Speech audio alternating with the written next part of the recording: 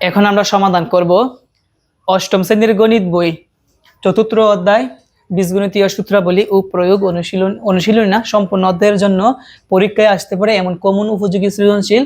তো আজকে কিন্তু আমরা শিখবো কুমিল্লা বোর্ড 2019 সালে কিন্তু এই সৃজনশীল প্রশ্নটা আসছিল। তো দেখো উদ্দীপকটা হচ্ছে p equal to a square plus b square minus c square q equal to x square minus √5x minus 1। একটা কয়টা দেওয়া আছে? দুইটা বীজগাণিতিক রাশি দেওয়া আছে। প্রথম প্রশ্ন হচ্ছে 3x - 4y + 5z এর বর্গ নির্ণয় করো।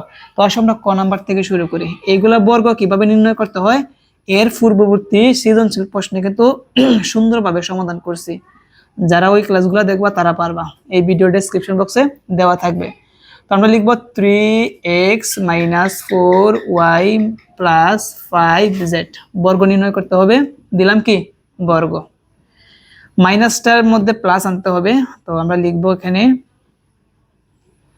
3x মাইনাসের পরিবর্তে দিব প্লাস, আর -4y কি দিব ব্র্যাকেটের ভিতরে, আবার প্লাসে মাইনাসে কি হবে মাইনাসই হবে, এবং বর্গটা দিব দ্বিতীয় বন্ধনী দিয়ে। তাহলে একটা সূত্র পড়ে 3x কে এ ধরবো, -4y কে আমরা b ধরবো, আর 5z কে আমরা কি ধরবো c ধরবো। তাহলে a + b + c whole square, যার সূত্র কি a square plus b square plus c square plus 2ab plus 2bc plus 2ca।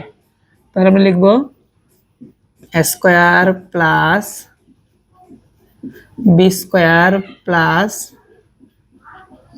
c square plus 2ab plus 2bc plus কি 2ca। এখন আমরা গুণ করি, 3x কে স্কয়ার করলে কি হবে 9x স্কয়ার, -4y কে গুণ করলে কি আসবে plus 16y square, plus 5z কে স্কয়ার করলে কি আসবে 25z স্কয়ার। তো প্লাসটা আমরা পরে দেই, 3 দুগুণে কত 6, 4 6 কত হবে 24, প্লাসে মাইনাসে কি হবে -24xy। প্লাসটা আমরা পরে দিব, 4 দুগুণে 8, পাঁচাটা কত হবে 40, প্লাসে মাইনাসে কি হবে -40, সাথে কি আছে y z, এখানে প্লাস এই দুইটা গুণ, 5 দুগুণে 10, 3 10 কত হবে 30, সাথে কি আছে zx, বা আমরা বলতে পারি x z। এটা হচ্ছে কি আমাদের বর্গ নির্ণয়ের অ্যান্সার। আশা করি বুঝতে পেরেছো। এখন আসো আমরা খ নাম্বারটা সমাধান করি। খ নাম্বার প্রশ্নের সমাধান, ফি ইকুয়াল টু 0 হলে প্রমাণ করো যে a⁶ plus b⁶ plus 3a² b² c² equal to c⁶, অর্থাৎ বাম পক্ষ সমান ডান পক্ষ। তো যেহেতু p ইকুয়াল টু 0, p এর একটা মান দেওয়া আছে, p এর আরেকটা মান দেওয়া আছে, আমরা দুইটা মান লিখলাম দেওয়া আছে।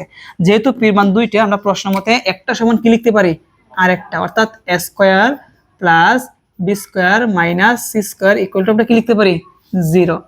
মনে রাখবা পাওয়ার কি আছে 6, পাওয়ার কি আছে 6। যেহেতু অলরেডি পাওয়ার স্কয়ার আছে, আমরা 6 কিভাবে আনবো? আমরা যদি কিউব দেই তাহলে পাওয়ারে 2 আর 3 গুণ করলে কত আসবে 6 আসবে, তাই না?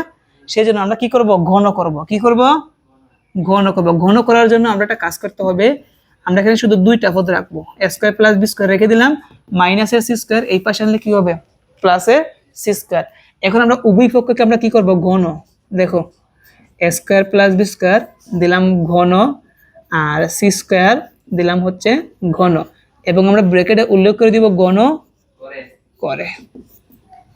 এরপর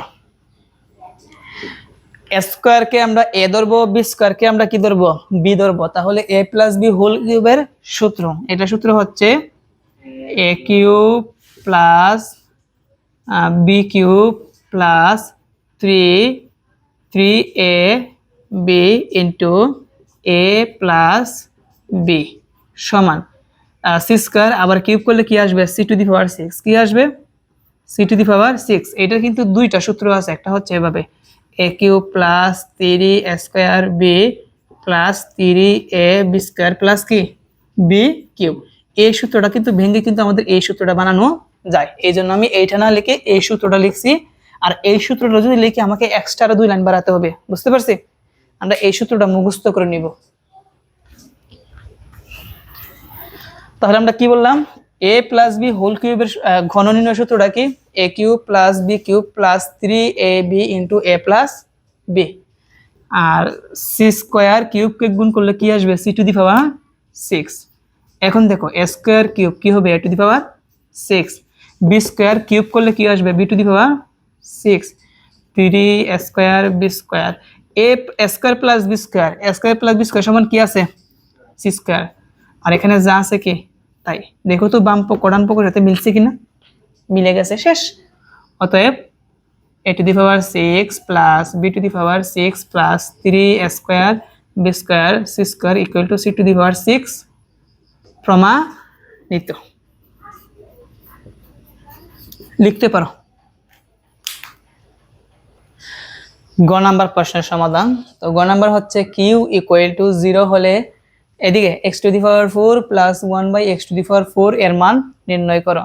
তো পাওয়ার 4 এর অঙ্কগুলো কিভাবে করতে হয়, এর আগের সৃজনশীল প্রশ্নগুলোতে আমরা কয়েকটা সমাধান করছি, তারপর আমরা এটা সমাধান করব। তো কিউ সমান দেওয়া আছে এইটা, আবার কিউ সমান দেওয়া আছে 0, আমরা দুইটা মান দেওয়া আছে লিখলাম।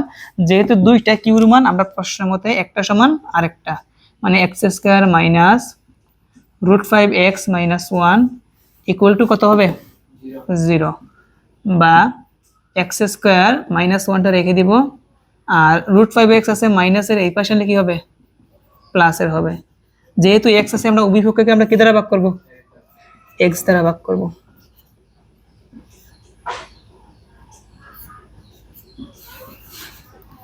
ব্র্যাকেটে লিখে দিবা উভয় পক্ষকে কি দ্বারা ভাগ করে, x দ্বারা ভাগ করে।